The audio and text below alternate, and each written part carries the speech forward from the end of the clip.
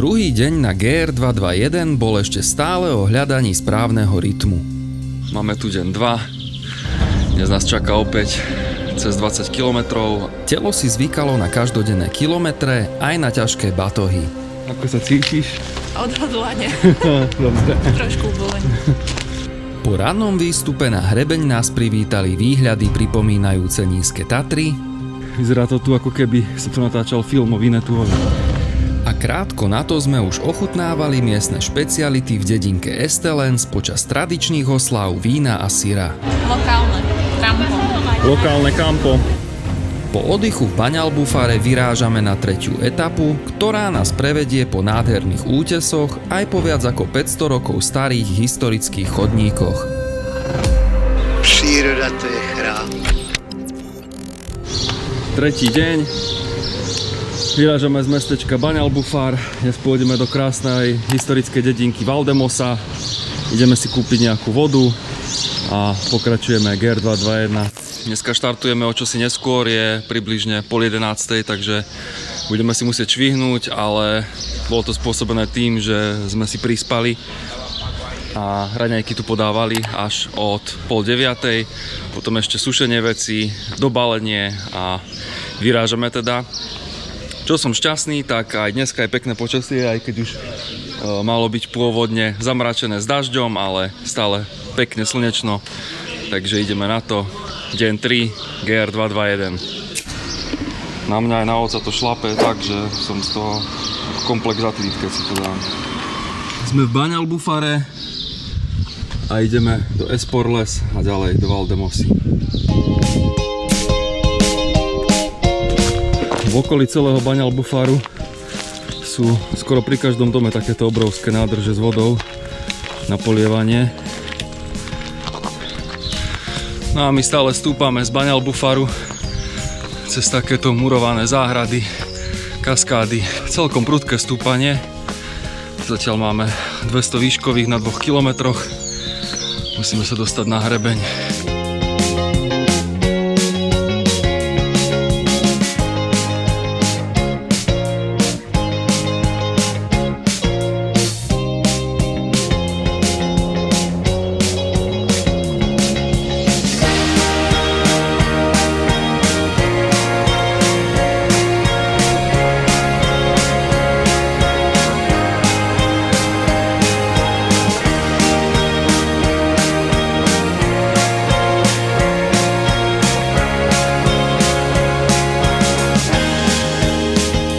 Prispôsobujeme sa španielskému životnému štýlu. Každý deň štartujeme o trošku neskôr zatiaľ. Nie plánovane, ale tak nejak nám to vychádza. Dneska sme sa zdržali na raňajkách, potom v obchode, potom si miešali aminokyseliny a hypofit. No a vyrážali sme pred 11. Čiže uvidíme, ako to postíhame dneska. Za Baňalbufarom sa napájame na legendárny Camí de Escorial, starú poštovú cestu, ktorá už od 15. storočia spájala Baňalbufar z Esporles. Dodnes sa na nej zachovali nádherné úseky pôvodnej kamennej dlažby, ktoré patria k najcennejším historickým častiam celej trasy GR221. Približne pol hodinku pred Esporles. 5 km máme v nohách a to sa nám zatiaľ super. Počas celej GR221 pravidelne stretávame množstvo cyklistov. Či už ide o profesionálne týmy na tréningových kempoch alebo rekreačných jazdcov objavujúcich ostrov na 2 kolesách. Nenadarmo je Mallorca považovaná za jeden z najobľúbenejších cyklistických rajov v Európe. Tak my sme v mestečku Esporles. Trvalo nám to necelé 3 hodinky úplne pohodovým tempíčkom. Popod stromy zatiaľ pohodový pekný úsek. Ideme niečo zjesť, napiť sa, doplniť zásoby a pokračujeme ďalej smer Valdemose.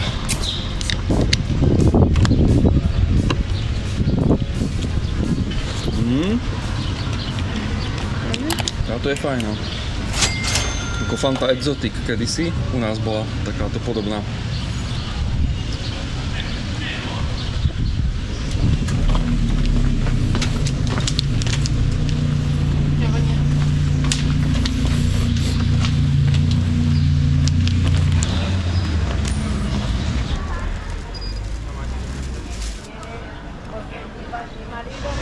My máme obednú pauzičku v Esporlese, boli sme v obchode nakúpiť vodu a nejaké snacky a teraz dáme kávu a pôjdeme ďalej smer Valdemosa.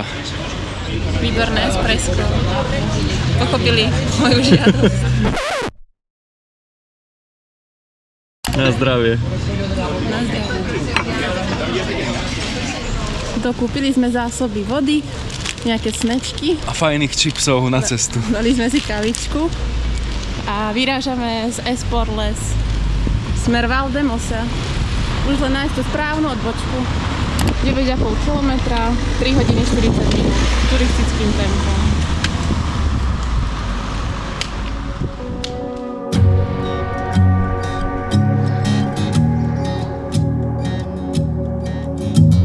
Esporles, lúčime sa, smer Valdemosa.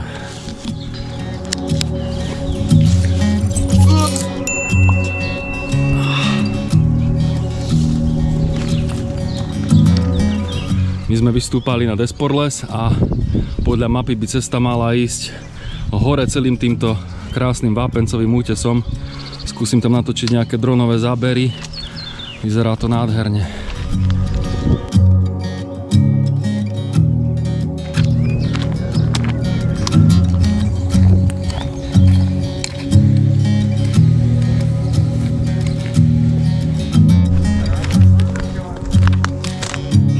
Tak my už stúpame a dovolím si povedať na jeden z highlightov dnešného dňa, na taký vápencový krásny útvar, približne 5 km od Valdemosy a dá to zabrať, má to nadmorskú výšku cez 700 metrov, ale vyzerá to tam uchvatne teda.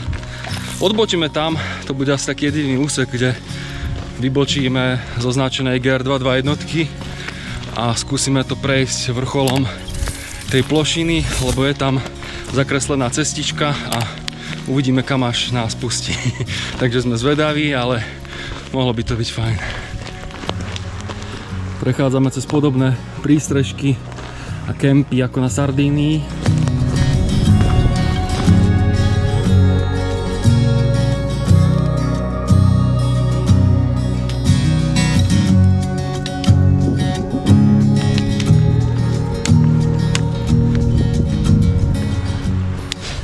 Čo Bude bomba. Krásne. Nádhera. Je to chrám.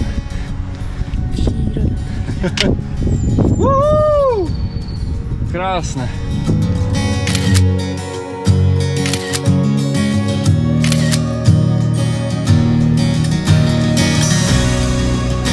Ale na to, že to není značené, tak je to všetko krásne vymužíkované, takže ak sa rozhodnete aj vy ísť sa pozrieť na tieto útesy a výhľady, tak zatiaľ to musím pochváliť, že je tu síce veľa tých cestičiek, ale tá hlavná línia je vymužikovaná.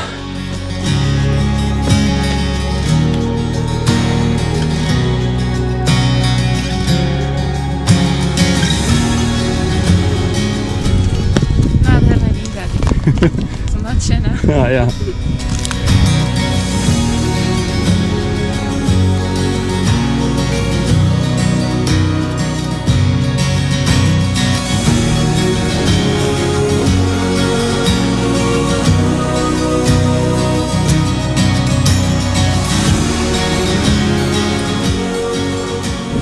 Tak, sme na vrchole Mola de Son Fernandel. Je to taká podobná plošina ako Punta Girardili na Sardínii.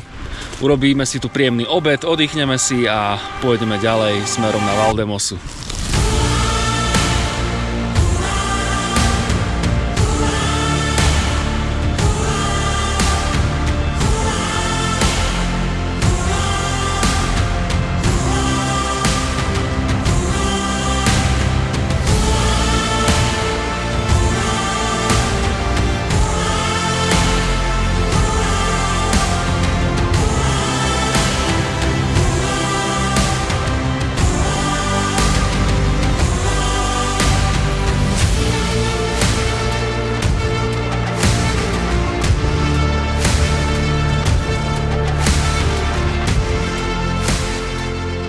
Tak a na vrchu tohto hrebeňa krásneho sme si spravili aj obed. Sme tu iba my dvaja. rozhodol vybočiť zo značenej trasy. Ale je to tu dosť schodené, myslím si, že sem chodí veľa ľudí, aj na videách na YouTube som videl. Chceš koštovať? Podľa mňa sa dobre spravilo. Výborné, wow. Toto je bomba. Ježiši Krist. Dávaj. Dobré. Chutí? Nie je to veľmi vodavé? Dobre to je. Ale chicken korma je jednoznačne lepšie. Hej, tak máme ešte. A toto máme ešte také? Či to sme Zase nie, to sme asi... Ale tak... Okoštujem tak. Tak sme si precvičili aj orientáciu podľa mužíkov. Stálo to za to. Naozaj nádherné. Dali sme si fajný obed. Kozičky nám tu behajú popri nás.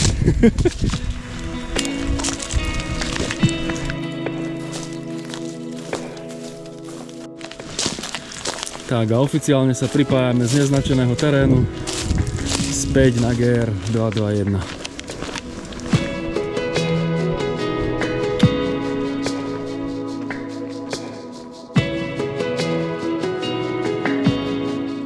No a do Valdemosy klesáme opäť takýmito serpentínkami.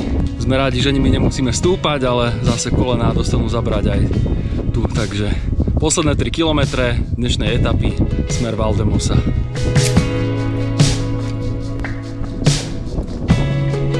Tam oproti celý ten útes sme prešli hore po ňom. Nebola to síce značená trasa, ale dalo sa tu krásne prejsť. Natočili sme nejaké dronové zábery. No tak nakoniec sme predsa ešte museli stúpať. A teraz sme na útesoch nad Valdemosou. A ako sa ti ide? No, dobre sa mi ide. Celkom sa dá aj s tým batohom. Super. Áno.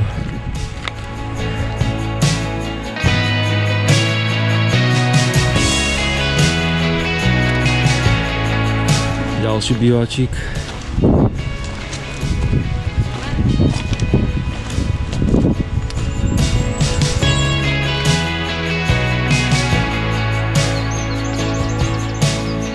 No a pred nami už vidíme náš dnešný cieľ. Krásne historické mestečko Valdemosa. Posledný približne 1,5 km. Ideme na to.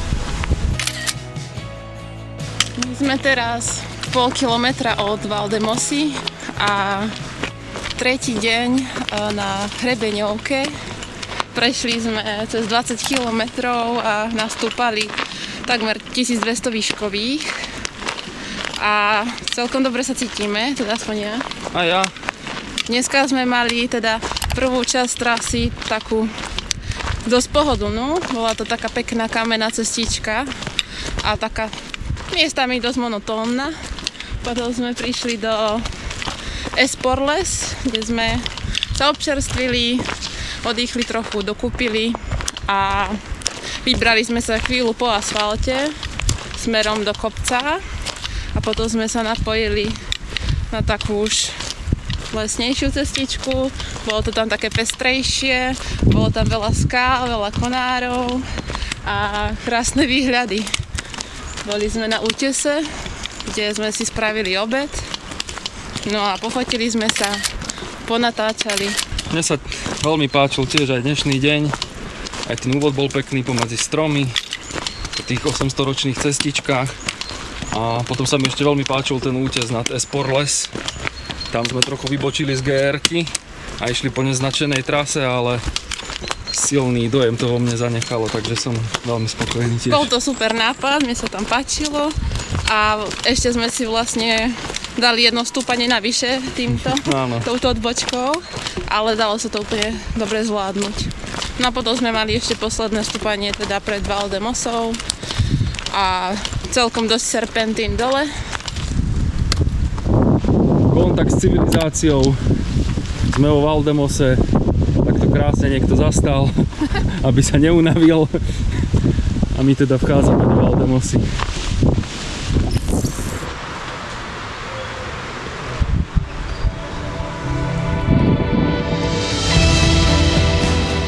Valdemosa patrí medzi najkrajšie horské dedinky na celej Malorke. Úzke kamenné uličky, domy ozdobené kvetmi a pokojná atmosféra z nej robia jedno z najnavštevovanejších miest celého ostrova. Dominantou obce je bývalý kartuziánsky kláštor, kde počas zimy rokov 1838 až 39 žil poľský hudobný skladateľ Frédéric Chopin. Práve tu, napriek chladnému a daždivému počasiu, ktoré zhoršovalo jeho zdravotný stav, dokončil väčšinu svojich slávnych prelúdií. Najznámejšou z nich bola Dažďová kvapka.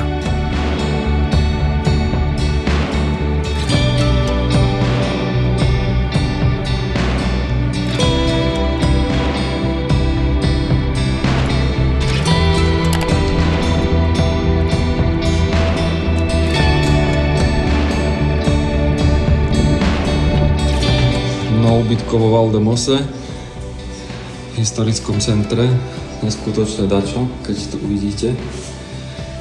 Takto urban style.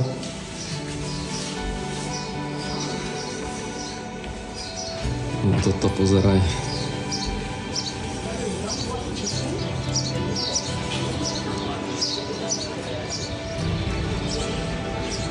To ako v rozprávke.